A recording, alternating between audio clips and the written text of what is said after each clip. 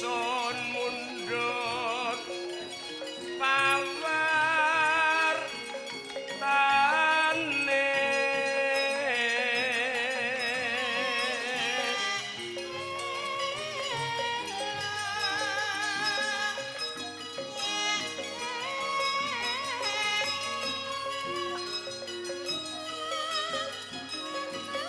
apa kanthi darah harjo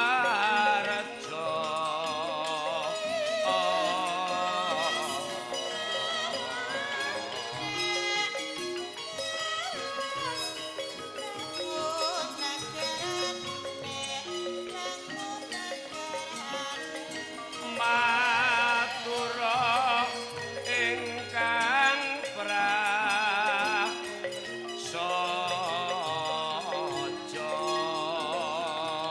prasaja saja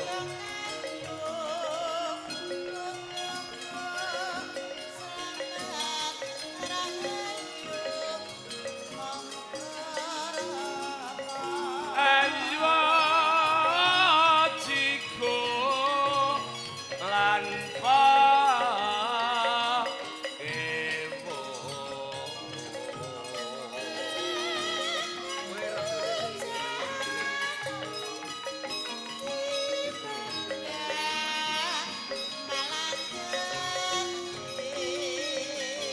kang tliti sarta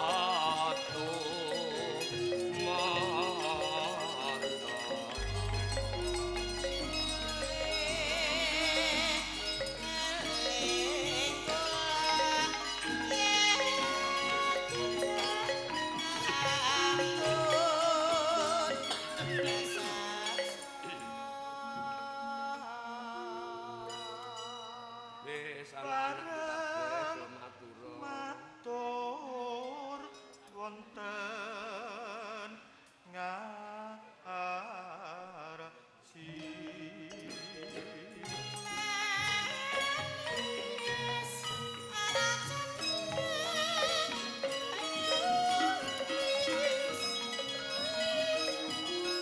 suara kula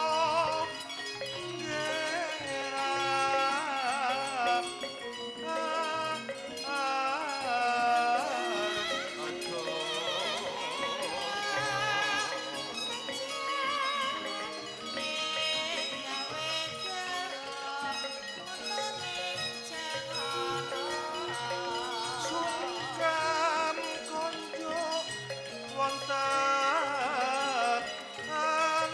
ngayon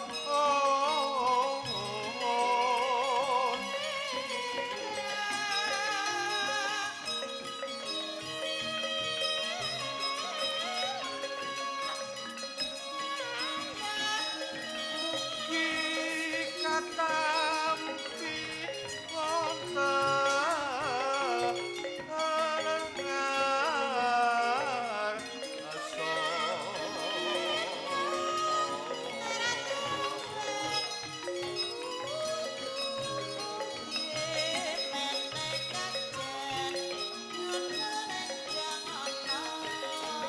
sewu lepat donat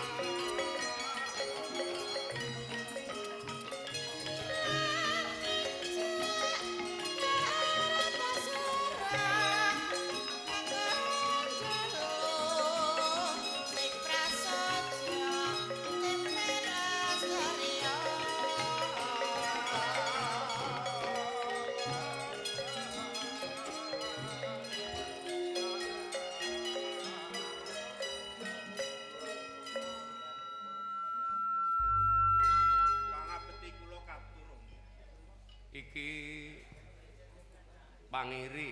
I Anak mantu sing saka Pasuruan. leres. Iya tak tampa pangabektimu Jabagus. Inggih. Astutiku tumrapa marang sira. Kapundi. Kinarya jejimat angin kula nderek sowan. Ora karo garwamu. Mboten wau titip peling sembah sungkem konjo. Heeh. Mengko sak balumu diaturke, dikendikake restune wong tuwa tumanduk para putra. Inggih, sendika. Mbok sesuk meneh nek ditimbali rasah neka-neka. Kok dadak brengkut nggawa kantong gandum bareng rasa. Nika kapinujon panen. Wong-wong tasih panen gandul. Heeh. Panen gandul kates. Dadi kae gandume kebek mung gandul. Nggih. Ha wis kuwi mujudke katresnanmu, aku ya seneng ya bunga. Ning karepku dadi wong tuwa aja nganti saya tuwa kok malah dadi repoting anak-anak aja. Boten menika namung kinarya bebingah. Lah nek pancen arep weweh ali-ali dadi genah.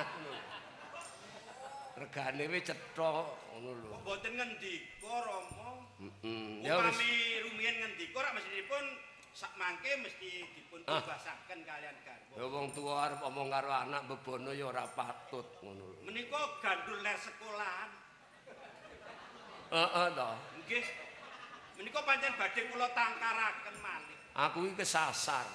Sasar pripun? Tak arani sing kuning kuwi sing enak.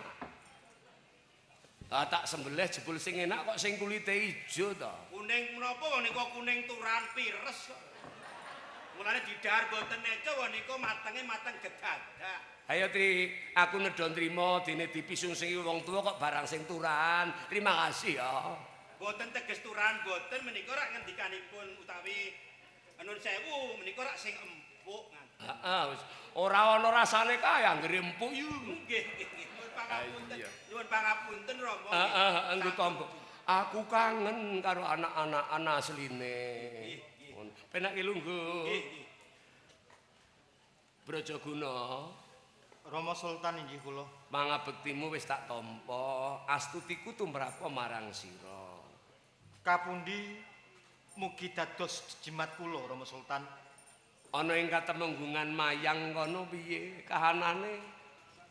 Pikantuk pangestunipun Rama Sultan tansah manggih rahayu, boten wonten rubeda. Garwamu anakku wedok si Ratu Wening ya isih lemu. Nggih pangestunipun piyambakipun tentrem. Saksampunipun kula piyambak ngrumaosi majengipun tambah umur. Dadi Ngaten, saya Rama tambah umur saya rukun. Nggih, Heeh, sing biyen ya wis biyen ngono lho. Saiki pancen akeh owah-owane. Nggih.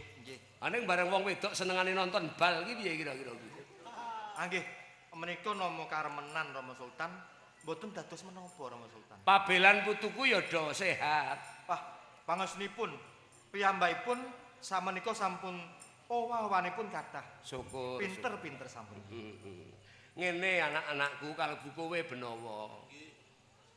Swasana peteng dadi ketok padhang. Barang bengkong ketok lempeng. Kuwi angger wong tuwa nyanding anak putu padha slamet, padha sehat. Ngono. Klebu anakku ragil. Si Ratu Lembayung. Awake saiki senajan cilik ning teles. Nggih. Oh. Kenapa inji Rama? Aku tak mireng aturmu njajal. Kepiye anggonmu netepi wajib dadi suliing ibumu. Rene ibumu wis ndisiki, kowe dadi sule ibumu meranata putri-putri jroning Kasultanan Pajang. Piye, Nduk? Inji. Saderengipun kula nyuwun pangapunten langkung rumiyin Rama. Denek kula ngadhep wonten ngarsanipun Kanjeng Rama, anggen kula menika ngagem busana kados ngaten. Sekawit kala wau tembe kemawon gegladi tari kalian sedaya. Mentas gladen beksan. Inji. Syukur gladen krawitan apa ora? Inji. Heeh. Sok meneh nek gladen krawitan ditata, iki gong 6, iki gong 5. Dadi nek ricik-ricik aja direblokke srepet ya. Ji Rama. Sapa mau sing demung? Anggenipun kula menika nggantosi Kanjeng Ibu menawi Rama badhe ngersakaken dedaharan utawi gantos busana sedaya menika sampun cumepak. Syukur saketi jumurung. Inci. Lenggah ya, Nduk. Inci mangestokaken dawuh Rama. Benawa Maring dawuh Rama. magepokan karo ora tau sowane Sutawijaya. Sakpatine Harya Penangsang aku maringi kekucah lawan Siwa kalawan Kakang Pemanahan miwah Kakang Penjawi. Kakang Penjawi tak paringi bumi pati njur kondur. Rekaku Kakang Pemanahan bakal tak paringi alas mentaok. Ning aku durung ngucap kok wis kondur. Kabare lawean piye rene kowe sing tak utus jumujug ana wing desa lawean. Jajal matur. Menika menawi sun lawean Rama. Wedal sak menika tata titi tentrem. Nggone Kakang Pemanahan. Si Danang ya nang kono. Komplit. Anjur Nggih sedaya para kawula wonten mriku sedaya. ana kabar jare mbubak alas.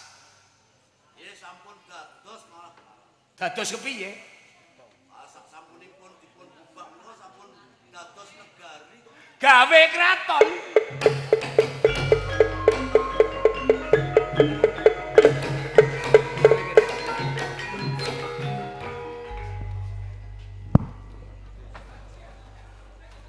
Anak kula nang ki ming siji kowe ning angger guneman cok celmang-celmong buri ora cetha kepri. Nggih sak sampunipun Dadi alas mentaok wis dibabat sampun tanpa dawuhku. boten Njur sakwise dibabat gawe apa? sampunipun dipun bubak menika dados sae sampun matek dados kraton. Gawe kraton. Nggih, Bangsal kaya ngene iki malah nek niki napa? Sae mriku. apik kono.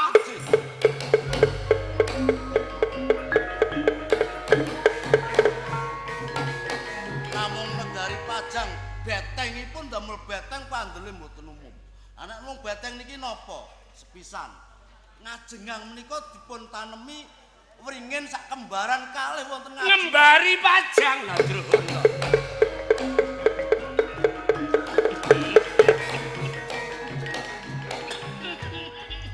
Menika pamit kalih Kanjeng Rama mboten. Bah. Dadi gawe bangsal ana betenge nggon ngarep ditanduri ringin kembar. Kok kaya ngono pemanan. Yuk liyane sing mbok rungu apa? Liyane kathah sanget. Upamane Malah sak menika pun madeg Panembahan. mandeg Panembahan. Nggih, Jenenge sapa? jenenge wau kula lali. Lali pripun panjenengan? Neng madeg Panembahan. Nggih, Ingkang mongko ngertiku Panembahan ki wong tuwa. Panembahan ki wong tuwa. Jenenge Panembahan Sutawijaya ngono apa? sanes kok. Piye? Panembahan Senopati. Panembahan Senopati. Jejuluk.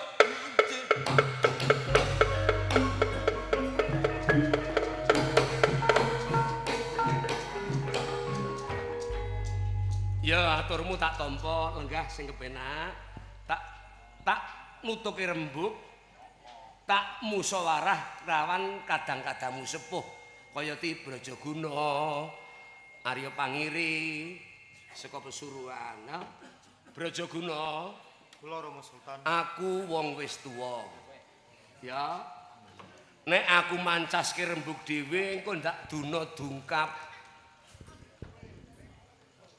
Yen aku mutuske perkara tanpa linambaran musyawarah, mengko aku ndak tumpang soh. Aku njaluk pamprayogamu bab kang ngenani marang Sutawijaya. Dheweke ora tau sowan wiwit sing tak aturke ngendikake mau. Ora tau sowan, ora tau kabar, ora tau kabur, kok ngerti-ngerti bubak alas mentaok. Malah-malah ngedeki bangsal ngembari pajang. Aku njaluk panemumu, rene kowe anak mantu sing paling tuwa. Jajali kepriye nek cara kowe are? Jal, priwe Jal? Nggih. Pareng matur sewu lepat nyuwun aksama ingkang agung. Heeh. Menika tasih warta to Rama Sultan. Namung mbok bilih saestu. Mbok bilih saestu Kakang Danang tumindak kados dene ingkang dipun aturaken Dimas Benowo. Yen saking pemanggih kula menika pemanggih. Iya. Menika nama putra ingkang mangkinipun badhe tumindak ingkang luhur. Nalaripun piyambakipun dipun warisi wujud alas, dipun bubak dadi kutha dados negara. Menika napa anak badhe njunjung asmanipun tiyang sepuh. Sapa to Kakang Danang? Putranipun Sultan Hadiwijaya ing Pajang. Lho, kok pinter mangun? Lho, anake sapa wong anake Sultan Pajang?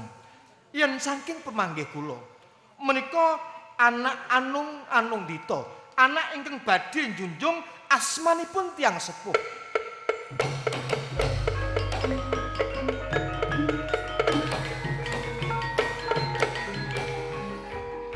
Dadi ora kok ngembari. Nuwun sewu, Rama Sultan.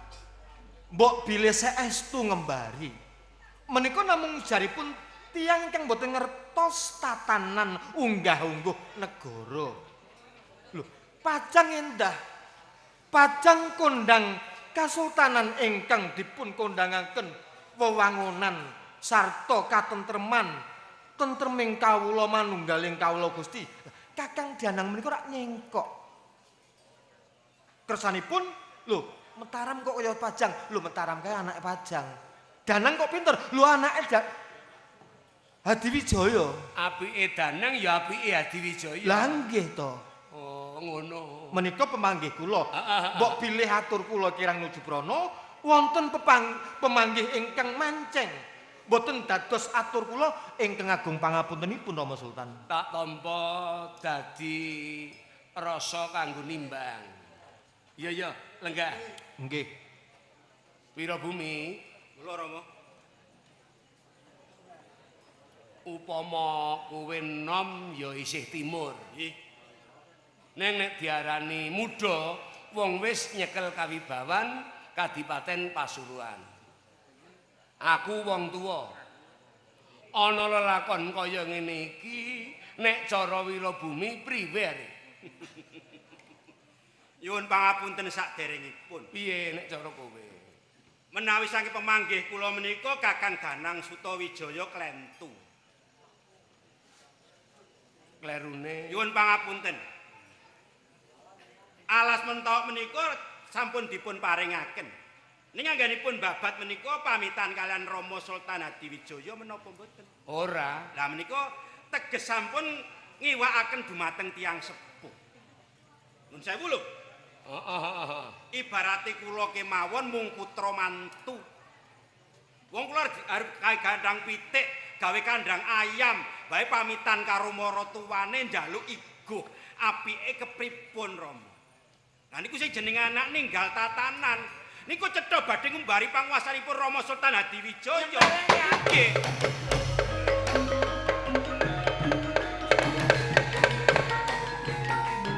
Kula aturi menggalih Rama.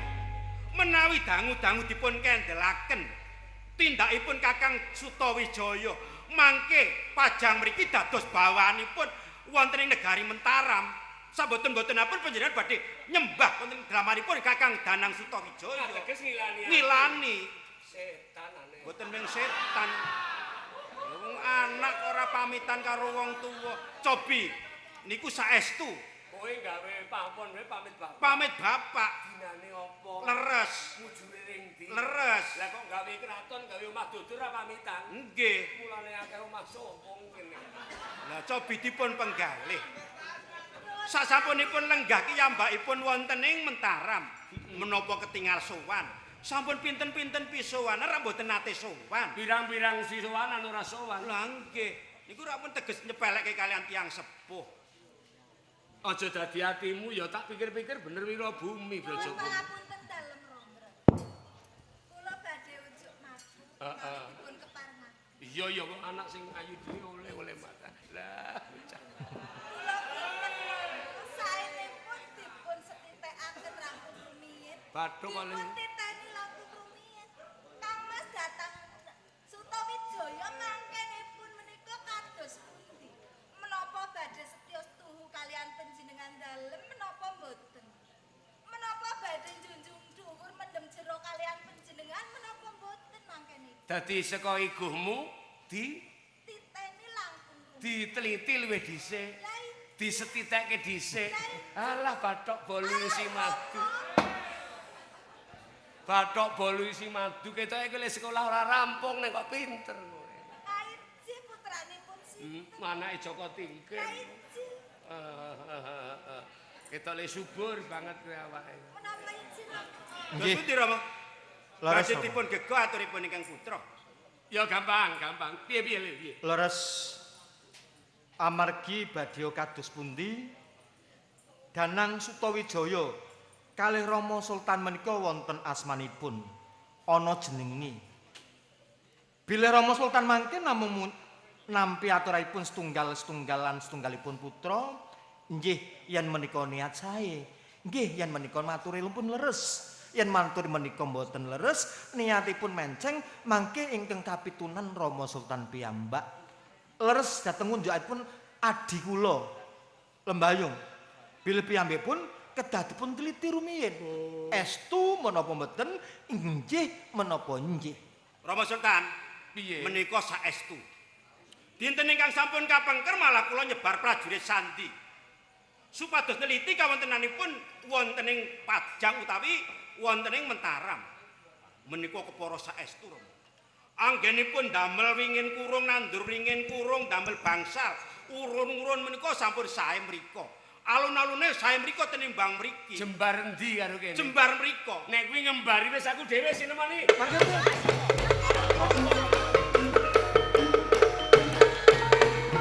Kula lenggah. Ya, lenggah. Karepku sing pengin ngerno-ngerno Lenggah. wis ora mampu. Nyuwun pangapunten. Rama Sultan. Nyuwun pangapunten lenggah rumiyin. Jeneng anak ngino. Angger aku durut kowe bocah kurang ajar jenenge. Menika kula aturi menggalih. Menawi boten wonten paduka boten klampah.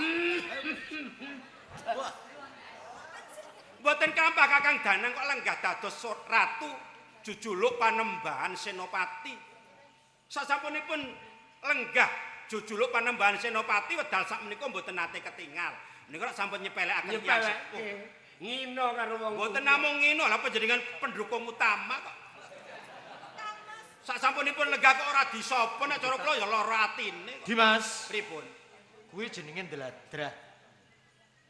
Lho adekane Rama Sultan Hadiwijaya rikala timur pinter, waskita, berbudi. Ning bareng sepuh kuwi wong sepuh kuwi kala mangsane pikun. Lho yen kowe matur karo wong tuwa lambemu waton muni, waton ngomong, kuwi wong tuwaku dadi ra karu-karuan. Apa seneng? Rama Sultan duka tindak dhewe ning Mentaram dadi cerah karo Kakang Danang. Yu wong sing ngerti tatanan ora maido. Yen wong akeh mung butuhe ngertine mung kae putrane, kae wong tuane kok geger. Digeguyu Dimas. Kula aturi menggalih. Ono sliramu. Kula aturi menggalih Kang Mas. Rama Sultan menika aramanipun Danang. Ayo ngerti. Lah nek aku. kula napane kula rak ming mantune to. Kula aturi menggalih, apa meneh kok mung mantune upami kula ora ngerti karo Rama Sultan lumrah wong mung mantu. Lah Aku wong anak kok ora ngerti. ngerti. Bener kowe, Ya bener leres kowe, bener kula kowe. kok.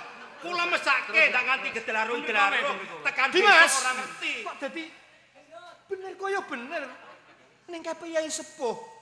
Kowe seneng yen Rama Sultan gegeran karo Kakang Danang. Boten Surawijaya? remen nek kula mengeman, nang nganti gedelarung-gelarung dikedelke wae ora ngerti karo wong tua, apa ora Ning mesake. tembungmu wiwit sepisan matur ngersane Rama Sultan wis menceng, wis ra penak tak rungokne. Boten menceng kok niku yo nyatane Aduh. bener kok. Rama Sultan. Nuwun sewu. Yen kula dipun rengkuh kados dene putra panjenengan raketang kula mung mantu. Panjenengan menika ratu-ratuning ratu, sultan sing diseputaken dhateng para ratu. Lah, yen saged nyuwun sewu Rama Sultan, estu nyuwun sewu. Mboten teges kula atur wulang mboten. Wisaknanipun tiyang sepuh menika tumindak ngangge paugeran. Artosipun dipun utus. Sinten ingkang pantes dipun utus, dipun triti. Iya apa iya? Yen panjenengan matur tumindak endi sing tuwa, endi sing anak mangke. Duh tujune ana kowe, bener kowe, bener kowe. Leres Rama ngendikanipun kadang kula niku. Lho mangke yen kula matur sing tuwa geblong sing nom ora waras mangke panjenengan duka. Lho nek panjenengan matur tumindak, lho iso diarani ratu kok edan, ora ngerti anak kok ora bener, ora ngerti wong tua, mangke lepat sedaya Rama Bener Sultan. kowe, bener tujune ana kowe.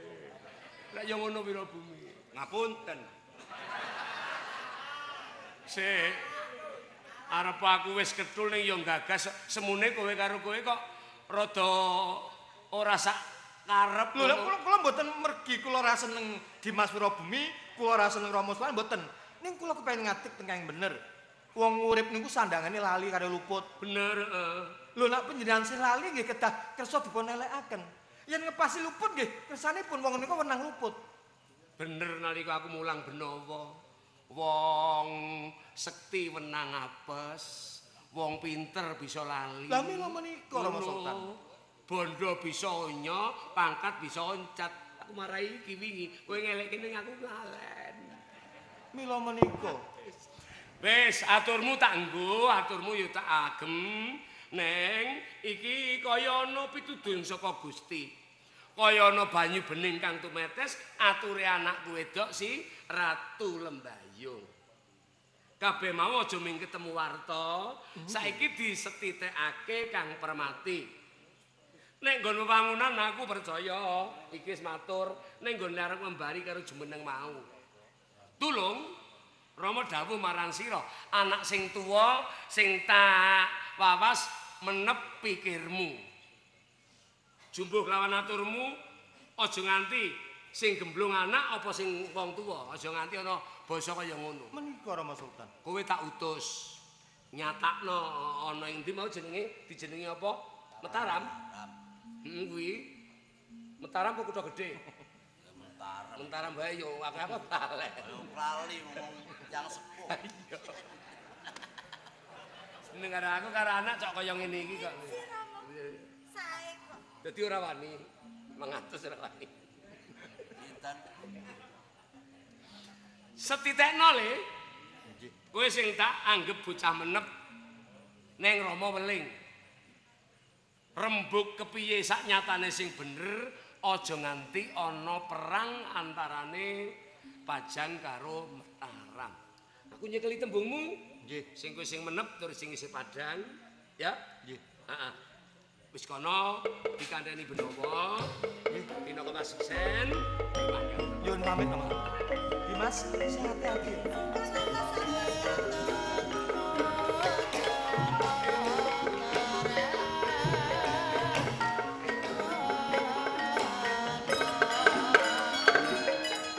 Wirabumi, ketoke gelo pikirmu cah bagus. Ayo wong penemu mupakat kuwi rasa durunge musyawarah. Lan aku ora bakal mbedake antaraning penemune anak siji lan sijine ning sing bakal tak gelar kasunyatane. Kok kowe ketok ora kathuk Rumaos kagol. Sanipun kula tesih dianggep putra mantu menapa mboten anggenipun gedhek usuwan. anakku lanang ming sepele siji Benawa. Ya tetep kowe tak ora ming tak aku mantu ning tak aku yoga dhewe. Ana apa to? Upami mboten dipun anggep mantu mbok sampun. Kula tak wangsul mawon mboten niku suruhan. Aja kaya ngono, aja kaya ngono. Aja kaya ngono. Ala sirnane nek wong tuwa ditekani anak kok njur durung nganti nggawa apa-apa bali aja nganti. Kiranganipun menapa Rama? Kula pendak-pendak sowan kiranganipun menapa? Ning ingkang dipun utus kok Kakang Brajaguna sanes kula ingkang supados nyetitikaken wonten ing negari Mataram. Mongko sampun cetha sanget. Menawi Mataram menika badhe ngembari panguwas dalem Rama. Kok sing dutus malah Brajaguna, wong sing ngalem mriko, napa-napa ngalem mriko, ngolo-olo mriki. Lah sampean niku mung diapusi kalian nika kok. Kok panjenengan ngendika ngapunten? Apa? Bentaripun raosipun. Ora sik tak genahne. Apa cok ana wonge sing nang kene muni yok-yok ning milih kono. Alah pirang-pirang. Mboten ning siji loro niku sing wong ngapusi niki seniki pun pirang-pirang. Wong kula nggih kerep diapusi kok. Ya kerep ngapusi barang. Nggih niku kala-kala. Niku estu niku Rama. Piye Lembayung? Kadangmu sepuh ora lila yen ora diutus. Inji, kula kinten sedaya menika anggenipun matur kedah dipun dharma. Kabeh kepengin digunakake tenagane. Ning umpamane kok milih kaya aja melu ngono wong karang arep kelangan duit ya dituruti ngono lho. Cok ana sing muni kaya ngono kuwi cok ana. Menapa wonten? Cok muji aja melu ngono doa. Cok ngono karang wong kuwi arep kelangan ya kudu dituruti. Aku nang omah ora apa-apa watone tak tetep dibagei karo mono. Ini Rama ben adil. Kowe tak dadekake upama Brajaguna kae gajah, kowe dadi seratine. Adoh cedhak ana, cedhak dana. Ngono, ning Rama Weling, kowe ngawat-awati Brajaguna, kewajibanmu mung karo Brajaguna. Ana bab sing cocok lan ora, kuwi ya mung karo Brajaguna, aja nganti nglandang carang saka pucuk. Menapa kinten-kinten Rama pitados kalian atur kula. Ya aja ngono to, anak. Mantu pirang-pirang ki sing teko nggawa ming kowe. Lah pun cetha to kula rawatan wani utang-utangan ya gawa ning mertuane kok. Nek kula. Heeh. Nek ya aja nyureng-nyureng kaya ngono kuwi. Mboten nyurung-nyurung nyatane kula nggih mboten dipun gape wit wau. Digape. Brengose tempuk, alise tempuk. Sing dalem-alem mung Brajaguna. Padahal kae rung karuan melu kene rung karuan. Alah dereng mesti nika deku-dekute mriki melu mriko biasane. Nek diparuh ki sik untung. Nek diparuh sik untung, nek melu mriko kabeh. Pripun? Malah Nih, ingkang antos-antos Rama. Ngati-ati. Urusanmu karo Brajaguna. Nggih. Bareng nuwun pamit.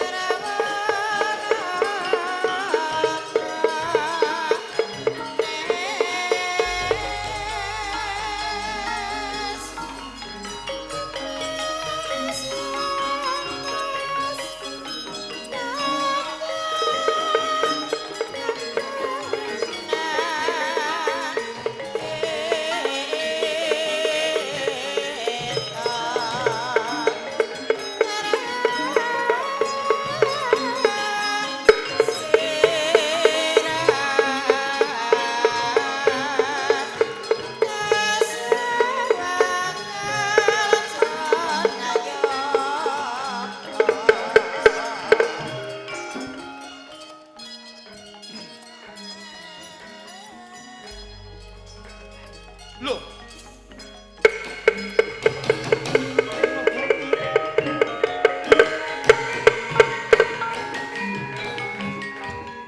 Dimas, Kula kok dadi kowe nungka anggonku arep jumangkah sebab aku kautus Rama Sultan. kersanipun Lho ngertiku rikala Rama Sultan dawuh aku supaya tumindak dhewe ana ngarsani Kakang Danang Sutawijaya ing Mataram. ya Mbak. Upami kula melu napa mboten pareng? Dimas, ora ana tembung ora entuk lan entuk. Ning iki sing dawuh Sultan. Kejaba Sultan sing dawuh sembahan. Aja nganti Lelakon sing arep dumadi iki engko tumpang suh karana kowe nusul, karana kowe melu. Kula ugi dipun dawuhi kalian Rama. Kula didhawuhi supados ngawat-awati panjenengan anggenipun badhe tumuli sowan wonten ing negari Mataram. Oh, Rama dawuh ngono. Nggih, napa kula ora didhawuhi mangkat? Nek kula mboten carane ora dikongkon-kongkon mangkat. Lha ngene Dimas. Yen toh sanyata Rama Sultan dawuh kowe supaya ngawawatahi aku ora apa-apa. Ning aku weling. Aku weling. Sebab Pajang Mataram ki wong siji tegese anak lan wong tuwa. Lah aku teka Mataram mengko arep genahke. Endi to sing bener, endi sing luput, apa warta kuwi bener-bener dumadi apa mung kabar kabur. Kula cawis tuwa aja diguroni. Kula ming melu tur sangu dhewe kula. Ora jeneng nguroni. Aku ngerti watakmu. Kowe sora ora nggo petung.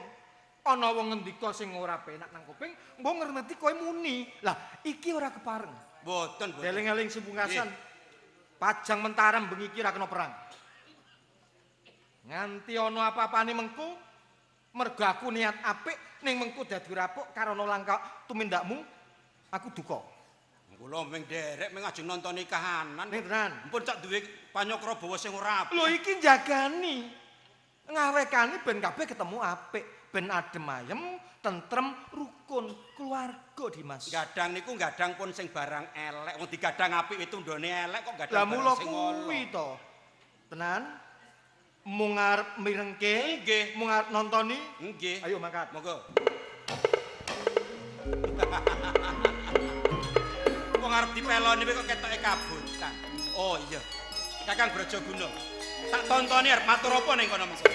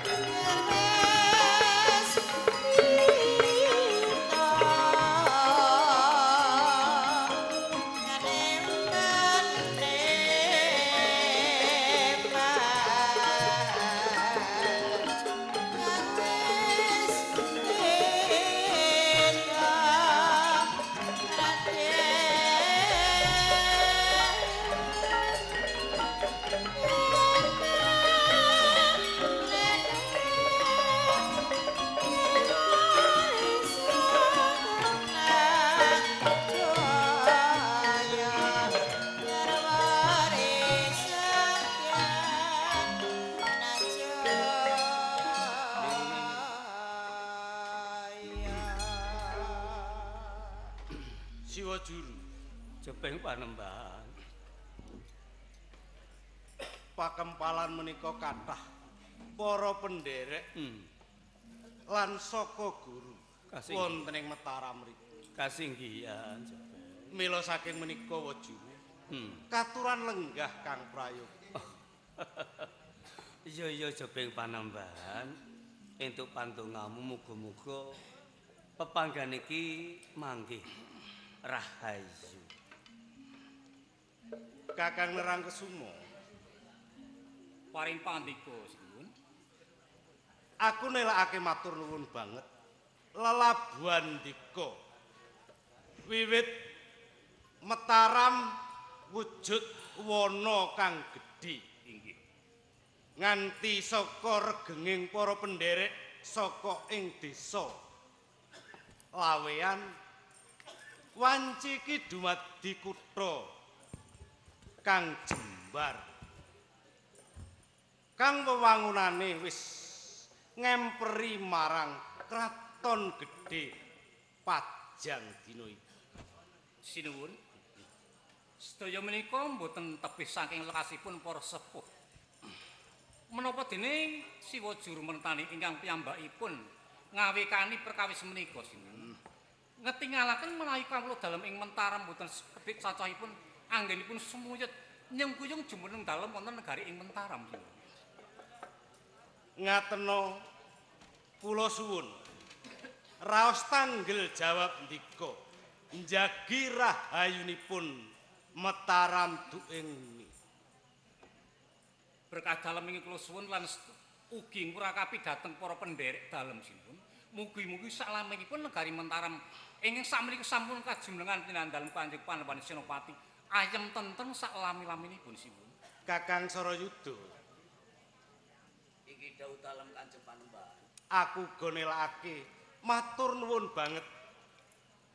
Saka lelabuhanmu sing ora kena tak itung lan tak bobot tak timbang. Dumadine Mataram kencar-kencar lan gilar-gilar iki. Kanjeng Panembahan sembahan kula. Namung mekaten sasaget-sagetipun kula sabiyantu dhateng jenandika. Nanging nyuwun pangapunten. Sak laminipun kula ndherekaken dhateng jenandika sedaya kalepatan. Nggih kula matur menika boten sopan, nggih kula menika makarya boten semaken dhateng penggalih jenandika. Niki kula nyuwun pangapunten saged. Iya. Iya. Ya mung wae aku mundhut rasa tanggung jawab pira. Rene negara suwi-suwi saya gedhe. Akeh kawulane kang padha ngayom ana ing kraton Mataram iki. Mekaten niki. Lenggah Kang Prayoga. Ngestuaken dawuh. Ronggo, Paring dawuh pangandika Rama. mbok menawa kowe wis kasurung rasa marang dewasamu. Senadyan to bapak ora mulang ora muruk marang sira. Nanging sira nontoni lan ndelok kahanan iki. Utamaning kowe muda kowe wis ngerti lair lan batinmu. Ngaten Rom. Sedaya kekucahipun sesepuh wonten ing bumi Mataram saha Eyang Juru Mertani sak mangkinipun badhe kula estakaken. Boten kanthi dipun piwulang ingkang putra Rangga sampun sumadya sagut. Bebasan ingkang putra sak mangkinipun kepengin sanget nentremaken kawontenan negari Mataram. Ya mung bapak mundhut. Upama kowe isih tumpangsuh kowe dadi muda-mudaning para muda. Nyuwuna susulang marang eyangmu Juru Mertani. Lenggah Kang Prayoga. Pangestuaken dawuh. Wa Juru, Danang Sutawijaya piye? tata gelar kula mongkok. Iya. Nanging menawi batin kula tasih wonten ingkang pingget, raos kula ngenes ngrantes. Jebing Panembahan. Menapa ingkang dados penggalian sira dalem? Menawi tentrem sampun sayetos tentrem, rukun ugi sampun ketinggal sayekseka kapti, para pendherek ngreksa-ngreksaya anggen lan dalem kadumeken Panembahan wonten Mataram nggih kutha gedhe mriki. Njur ana apa maneh, Dana? Wonten raos ingkang tansah nggubel jroning ati kula. Namung sedanipun bapak kula pemanan. Oh.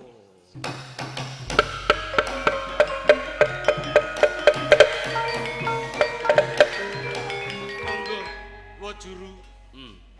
Keparenga ngraosaken. Iya. Wiwit kula timur gesang wonten ing Desa Laweyan. Bebasan kula dipun kempit, kula dipun indit, kula dipun kudang. Dadosa tiyang ingkang migunani mungging negara lan agung. Kenging menapa kula saged kasembadan lenggah dipun tuwakaken wonten ing kutha negara Mataram. Kok bapak kula pemanahan mboten menangi wa Juru. Jebing Panembahan, ya. Kepeksa wong tuwa nderek cawe-cawe. Mbok menawa mangke wonten ukara kula ingkang kirang nuju prana, wong tuwa nyuwun pangapura. Mboten. Ora maido yen sira dalem semplah penggalihe. Jalaran pesira dalem kajemake panembahan ana kutha gedhe kene durung nganti ngrasake mukti lah kok banjur katiaran Kang Rama adi pemanahan. Mila Ning semono jebeng sampun sanget-sanget sira dalem menggalihaken sedanipun Kang Rama. Jalaran wonten unen-unen siji pati loro jodoh telu tibaning wahyu menika menungso mboten wonten ingkang uninga. Leres. Badhe kagedhongono kagondelana menawi Gusti sampun ngersakaken yen dinten niku kapundhut boten saged suwala. Namung lantaranipun piyambak-piyambak ingkang menika jebeng badhiya sira dalem sampun ngasta sampun kapercaya kating para kawula lan pendherek wonten Mataram. Menika badhe sampun katilaken Rama sampun lajeng semplah. Jalaran masih kathah saka guru ingkang kuwawi pinercaya angembani ngreksa sira dalem jumeneng panembahan. Ra ngaten. Matur nuwun sanget Wajuru. Rene ndika dados tiyang sepuh kula lan ugi dados obor kula. Dados kiblat kula. Lah ya muga-muga wae sedane Kang Rama tinampa ngersa dalem Gusti Allah. Allah Ta'ala uga diparingi pangapura luput ditampa amale ana ngersa Gusti. Lah ngono. Menika ingkang sepisan. Kaping kalih wonten. Jur, perkawis napa malih? Ingkang saben rina ratri kula tansah menggalih. Nggih namung dumadinipun kutha Mataram menika. Rak ngersa dalem Rama Sultan Hadiwijaya dereng presa Wajuru. Ya. Menapa mangke mboten dados walang sangker menggahing kula lenggah wonten ing kutha negara Mataram. Ingkang Rama Sultan Hadiwijaya ya karebet Jaka Tingkir menika Ratu Rinatu wonten jagat tanah Jawa. Nusantara yen perlu. Satunggaling piyayi ingkang wicaksana agung berbudi bawalasa. Mboten badhe paring duka. Menawi kula dados kalian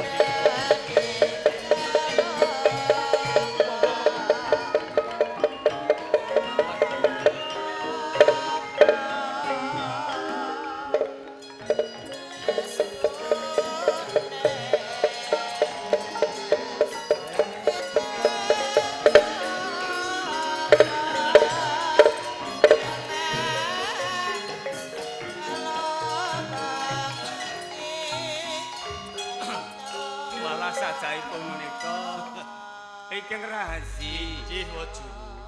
Mayang pun dherekaken ingkang rayugi pun Harya Pangiri. Menawi dong kula pinanggih kalih para kadang kula kaengetan tasih timur. Inggih. Dimas Brajaguna. Nggih.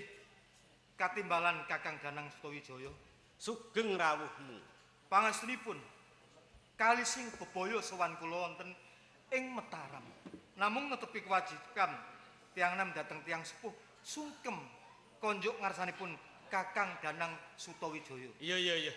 Tak tampa mung astutiku wae tumrap marang sira, Dimas. Kapundi? Katemunggungan mayang rak ya wilujeng. Pangastunipun sedaya sami manggih rahayu. Mboten wonten rubeda Kakang Danang. Dimas Wirabumi. Inggih kula Kang Mas. Nderekke Dimas Brajaguna. Leres. Sugeng. Pangabekti kula konjuk. Iya. Tak tampa astutiku wae tampanana ya Inggih Dimas. nggih kapundi kinarya jimat. Wajuru. Ya nggih. Pangabekti kula katur kok. Heeh, ndak tampa cah bagus asuti ditampani. Inggih. Tasih ganteng kemawon. Aja nyemoni wong tuwa. Wong wis mah 70 dadi ganteng ra dhisik. Nek siramu wasaya mempeng. Kasunyatanipun kados mekaten kok. Ayo. Kados dados saka guru wonten ing Mataram. Muga-muga wae Allah Taala tansah paring hidayah Iya. utawa pitutur. Papuntenipun Swajuru. Nggih. Sungkem katur ngarsanipun Swajuru. Nggih, kula tampi dawa sami-sami. Wah, ketingalipun marem rawuh wonten. Para kadang ngempal sowan wonten pendopo. Kaleres ngrembak tentreming Mataram mriki. Oh. Nggih. Namung ngaten nak Mas kekalipun mangke sakunturipun saking Mataram taklem kula kewala aturaken dhateng Kang Rama. Oh nggih. Mangke temtu kemawon badhe kula aturaken. Nggih. Badhe wonten sumangke Badhe matur karsa. ngarsanipun Kakang Danang. Monggo. Dimas Brajaguna. Kula Kakang. Kok ya arep rawuh ning Mataram kok ya ora atur cecala. Yen atur cecala rak ya aku utusan para Demang supaya methuk rawuhmu. Sampun. Ingkang nama badhe sowan mawi diwontenaken acara pemetukan menika kaya dene ratu. Kula rak kulawarga. Oh iya. Kapribaden. Oh nggih. Semune apa pancen mirunggan raos kangen karupun Kakang apa pancen ana wigati kang kudu dikandhake karupun Kakang. Nggih. Mila sakdanipun matur temtu kemawon mangke atur kula kirang nuju prana ingkang agung aksamanipun Kakang Danang lan ugi Swajuru. Kaya karo sapa wae. Ingkang sepisan ngetingalaken raos tresna kula dhateng keluarga ing Mataram. Ingkang sakwentawis dangu kula mboten marak sebo. Iya. Matur nuwun banget. Ingkang saklajengipun Kakang Danang kula sowan mboten saking kajeng kula piyambak namung kula sowan tata gelar lair kula kawula ing Pajang tata gelar alih kula putra mantu ing Pajang. Iya. Namung wanci menika kula kawula ingkang dipun utus dhateng Sultan. Diutus Rama Sultan. Nggih. Ya. Pangapuntenipun namung badhe nyuwun prisa. Badhe nyocokaken warta ingkang sampun tumanduk dumugi wonten ing Kasultanan Agung Pajang. Ingkang sepisan Kakang Danang menapa leres kawontenan ing Mataram kula sawang mila saestu mboten badhe wal saking Pajang tegesipun wewangunan sami. Menapa menika namung saking niat ingkang sae menapa estu badhe ngembari Pajang ingkang sepisan. Dungkap angka kalih. Sasampunipun Kakang Danang damel kutha gedhe ingkang sampun endah kados dene Pajang kepara luwih sae ing Mataram. Kok dadi Kakang Danang jumeneng panembahan menapa leres menika warta ingkang katampi dhateng Rama Sultan. Dimas Brajaguna. Nggih. Ya. Kabeh pitakonmu tinemu nyata. Siwajuru, Danang. mangke kula paring pawangsulan karo Dimas Brajaguna. Kula kuwatos ndak tumpangsuh. Mila saking menika monggo Siwajuru jlentreng pitakonipun Dimas Brajaguna, monggo Siwajuru kula aturi paring pawangsulan. Kaki Brajaguna, Siwajuru nggih. wong tuwa nampa dawuh saka ngersane rakamu kadhawuhan nampa pangantikamu. Ngaten nggih. Yo, ndak aturi priksa Kaki, pancen ora kleru pangantikamu yen rakamu Danang mangun bangsal sing kaya ngene iki wujude. Padha kepara luwih gedhe karo Pajang. Nggih. Nanging sumurupa ora jeneng ngembari Kasultanan Pajang babar pisan dudu. Estingarah nyengkuyung nderek ngluhurake asma dalem Sultan Hadiwijaya. Nggih. Dimen saya kuncara sapa kae danang putra dalem karepes Sultan Hadiwijaya. Oh ya memper. Oh, ngaten. Nggih. Lajeng jumeneng panembahan menika wong sewu ora jumeneng ratu kaki.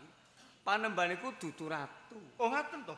Dados Kakang Danang jumeneng panembahan Semati mboten kados dene Rama Sultan dadi sultan mboten. Mboten. Panembahan iku dudu ratu. Ane ratu niku rak turun ratu, contone Jaka Pitana, ngasta wonten Ngastina, dan turase Prabu Destarastra. Kuwi contone. Iki panembahan mung dituwakake dening kumpulan.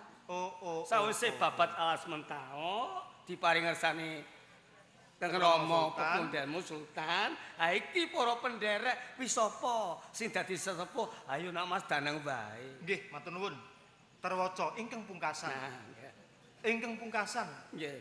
Ingkang dados pangajeng-ajengipun kejawi Rama Sultan ugi keluarga kula wangsa ing Pajang. Kakang Danang pinten-pinten warsa mboten sowan wonten Pajang. Aslinipun wonten menapa to Kakang Anuswajuru? Yen dipetung pancen ya kleru, Ger. Sawise mangun kaendahan alas mentao diwangun kaya ngene, lah kok malah ora nate sowan ngersane wong tuwa. Nggih. Iki kleru banget. Ini ya sumurupa. Sepisan wong tuwa nyadong deduka ngersa dalem Sultan Hadiwijaya, uga rakamu Danang Sutawijaya. Apa darurane kok ora nate sowan? Jalaran nembet wong cakep 100 dina adi pemanahan sedo. Sedo. Wa inna lillahi wa inna ilaihi sadurunge siramu sakane rapuh. Niki wau nembe dingendikake, apa aku napa duka Wajuru, iki kok ora nate soal menyang Pajang. Nggih.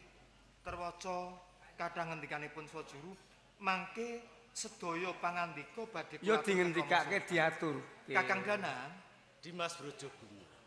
estu saking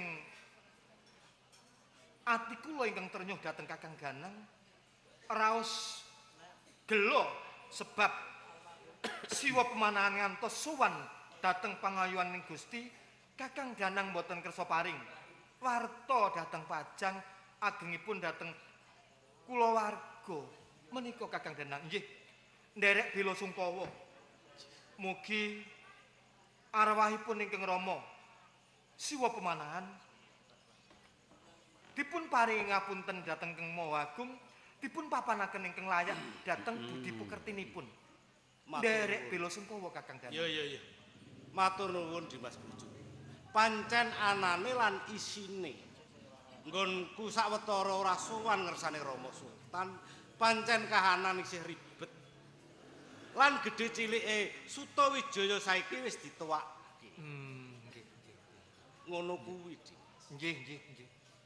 Kula sampun dados mangke bilih sampun setha mangke sakondheripun dipunteraken. Nggih. Ya kaki pangiri. Bareng kula usul. Kula tak usul sedhik. Kata maju diman cetha. Ning ngendika aja seru-seru. Ora biyen ora saiki Dimas Wirabumi yen pancen arep ana atur mesti nggawe kaget. Mboten teges damel kaget ning kasunyatan. Saderengipun kula mlebet wonten ing pendapi, wonten ing ajengipun gepura, sampun tinata tarik-tarik.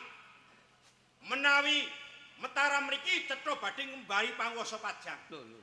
Ngendikanipun Siwa Juru Kakang Panembahan Senopati menika namung badhe nutupi awonipun.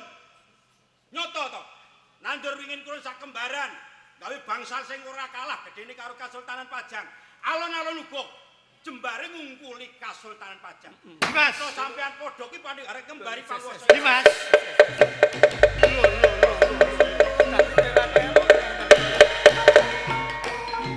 Wirabumi. Kok dadi tembungmu ngayawara? Sampean kendel niki kewajiban kula. Lho kok kewajibanmu? Nggih. Iki kewajibanku aku sing sowan. Ger, kaki Brajaguna wong bagus pangiri. Pripun? Wong tuwa tak matur. matur. Sampeyan niku saka guru niku pinter napa boten sampeyan? Lah kira-kira pinter apa ora? Kudune Kakang Panembahan Senopati nek kon sowan, kon njaluk pangapura karo bapakne dhisik. Iki nyuwun Sampeyan niku pangapura. saka guru aja mengelaelu lho teng mriki lho. Lho ki ora mela-melu, ning mau ngarep lak wong tuwa wis ngendika. Ngaturi prisa apa sebabe ora sowan, ya jibeg penggalihe, semplah atine jan nembe katila ramane. Sampun, kula tetep boten trima menawi wonten kahanan ingkang kados pekaten.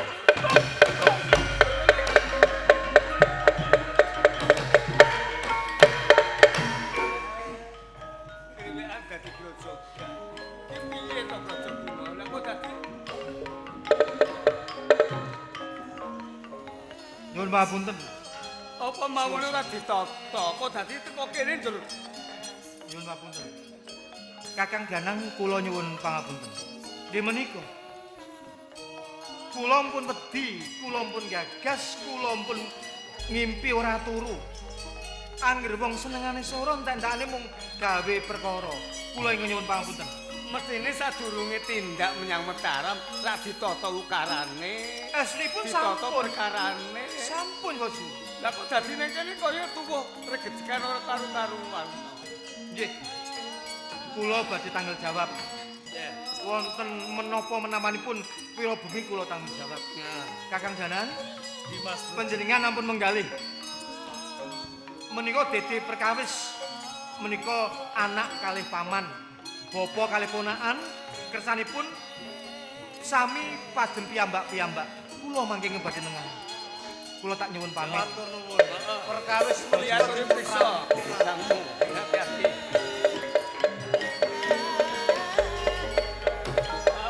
Panembahan. Dulu kok rasane sombong. Nek ningali kaya ngeten iki, pangiri lan bojo kuno do regejegan. Mangke mbok nganti tuwuh apa-apa. Kaya malih putramu Rangga. Mila saking menika Woju. Dek suranipun anak kula Rangga menika. Monggo borong siwa juru. Ibaratipun anak kula Rangga gajah siwa juru dados ratinipun. Mesaken dawuh. Dipun peper murkanipun Rangga.